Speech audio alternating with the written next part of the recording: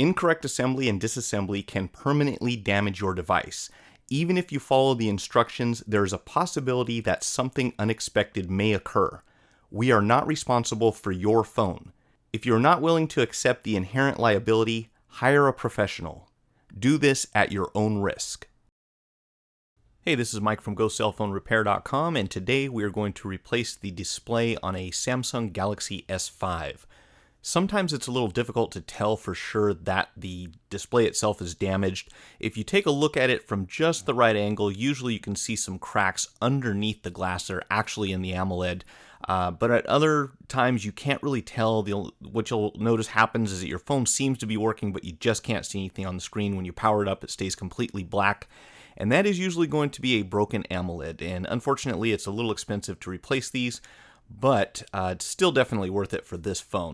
So we'll start by removing the panel from the back of the phone, and of course remove your battery. If you have a SIM card or micro SD card, I would recommend you go ahead and take those out just to be safe. We're going to have one screw that we need to remove here from down just above the speaker on the back panel of the phone, and that is going to give us access to a panel that goes over the pop connector for the home button, which you will see here shortly. Now, these screws in the back of the phone and the panels can be a little bit tricky. You might have to work with them a little bit. But once you get this one out, and this is a standard Phillips screw, what you want to do is take a pry tool and just try to get underneath the edge of this plastic very carefully. You might have to work with it a little bit. Like I said, they can be somewhat stubborn. I believe what happened here is our technician just ended up grabbing it with his fingernail, and it did come out. So underneath here, and I would also recommend you stick with a soft tool. You can do this with the screwdriver, but usually want to get under here with something that cannot poke around in here too much, unless you're very experienced. And we're going to go ahead and disconnect this pop connector from the back, and you can see how that plugs in. And then we just have two more screws on the back that need to come out down here at the bottom near the charging port. And again, you'll notice that these screws tend to get stuck in the case, so you kind of have to grab a hold of them and pull in order to get them to come out. We'll just speed this up here a little bit.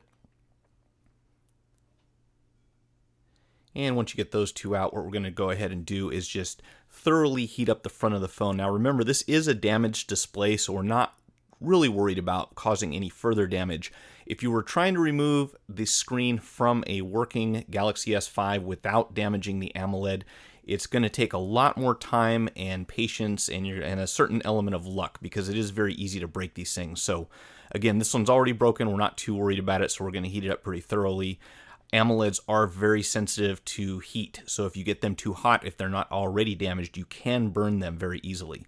Once we've warmed this up to make the adhesive more pliable, we'll start right here about the center, and you'll notice that we're going underneath the glass, between the glass on the front panel and the bezel that goes around the outside of the phone. And you want to work your way up and down the sides here.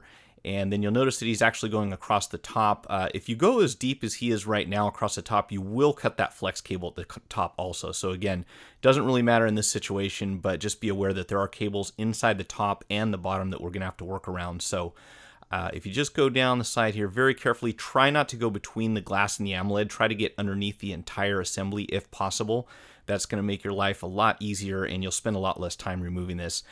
If you do split the two, it's not that big of a deal, but you'll have to go back in and dig underneath the display to pull it out. So I try to get this whole thing at once if you can, and you can even go underneath the flex cables there a bit and just continue to work your way around.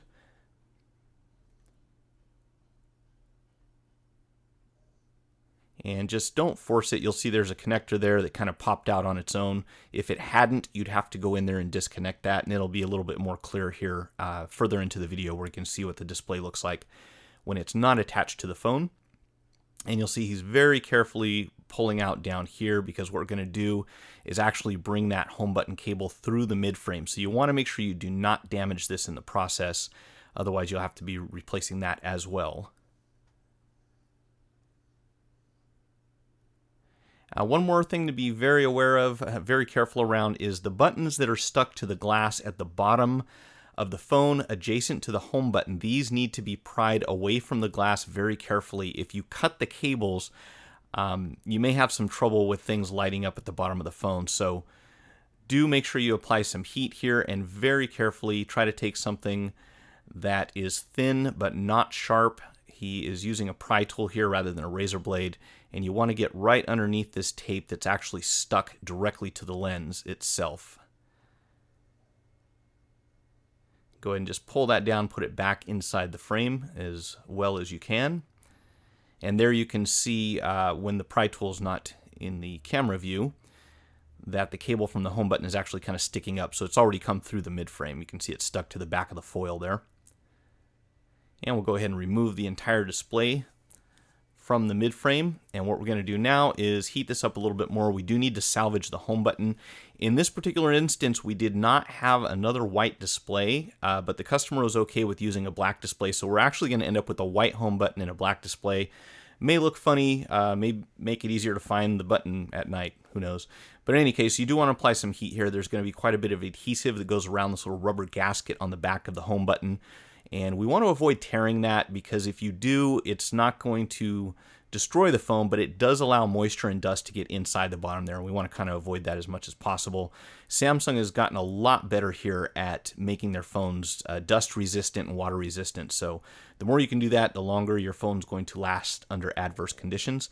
And you'll see he's got to really kind of work at this because it's glued in there pretty well, and just being really careful not to damage anything in the process.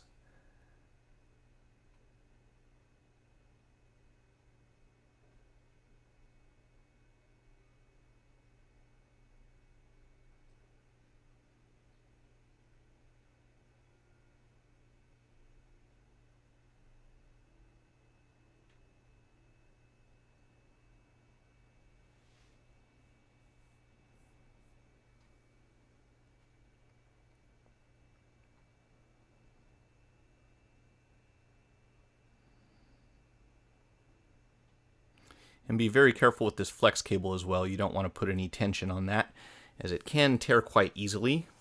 Surely it can be replaced, but if you don't have one on hand, it kind of sucks to have to put your repair on hold while you order a new one.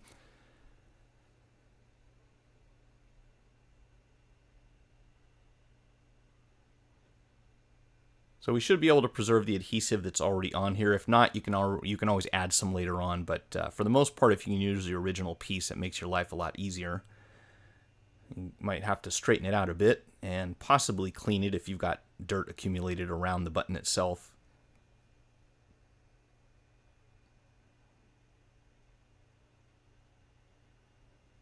And what we're going to do here is just kind of pull this entire flex assembly up from the back of the display, because we need to remove this wax paper. This will typically expose an adhesive that's been applied to the replacement part.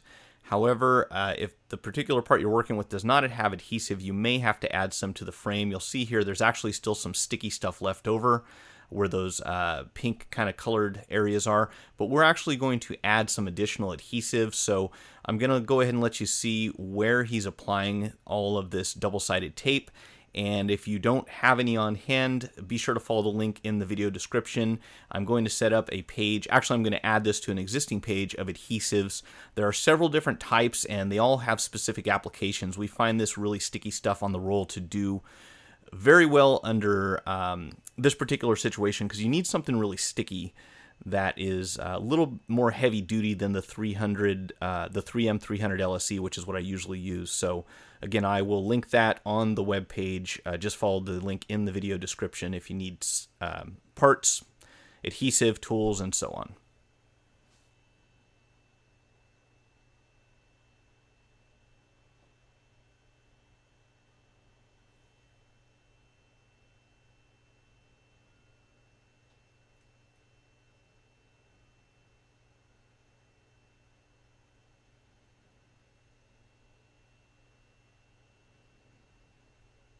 I'm going to go ahead and set the home button back in place on the new display assembly. And do be very careful with the AMOLED itself on the back side. You don't want to apply any pressure to that. You don't want anything to drop on top of it. They are very sensitive when they're outside of the phone because they're protected on the outside by the glass, but they're protected on the back side by the panel, by the mid-frame panel, and you do not have that protection right now. So do be very careful. And you'll have to peel off a few pieces of tape here and there and make sure nothing gets left behind. And then we'll go ahead and proceed with putting a little more double stick adhesive on the top and the bottom areas.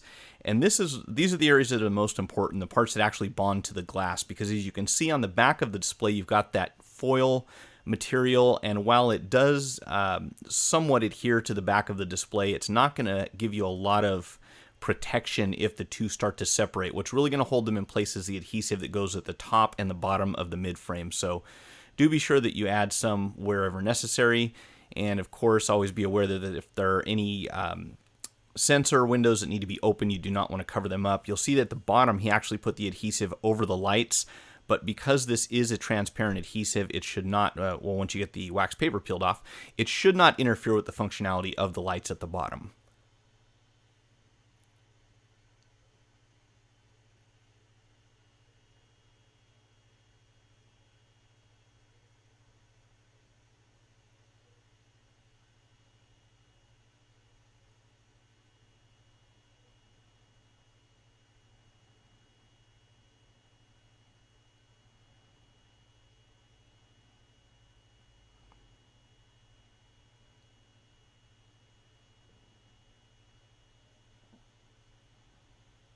And you might have to trim them up a little bit with this pair of scissors so that they fit in the rounded corners here.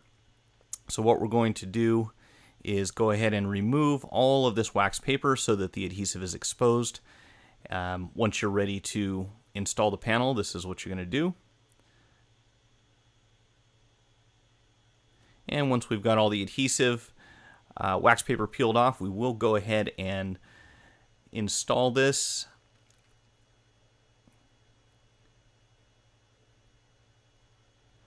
And one other extra step you can take, and that is heating up the double stick tape before you apply the display. If you're working in a particularly cool climate or somewhere that's got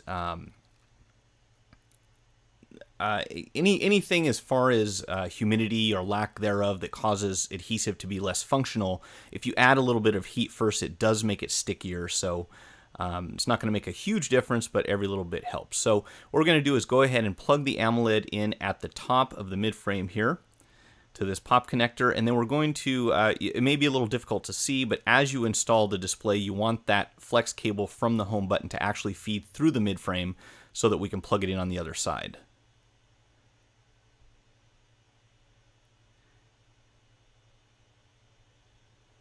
So unfortunately, this was slightly out of the camera shot when he did it, but you can see here he's kind of just guiding that through so that it comes through the back side. You don't want to push down on this with that flex cable stuck behind the screen because you can easily damage it. So do make sure you feed that through.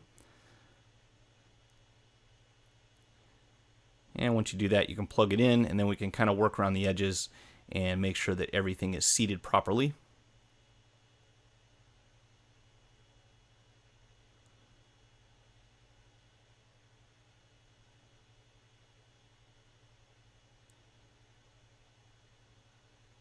We'll go ahead and replace that retaining panel and the two screws at the bottom.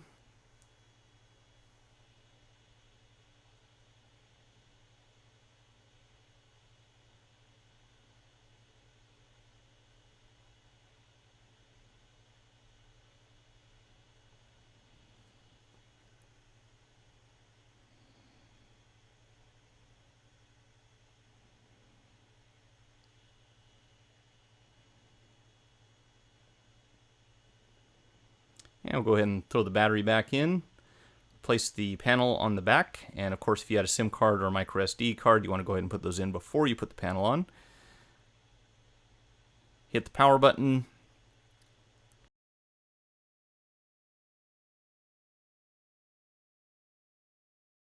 Test the touch functionality on the screen. Make sure everything's working properly, and that'll do it.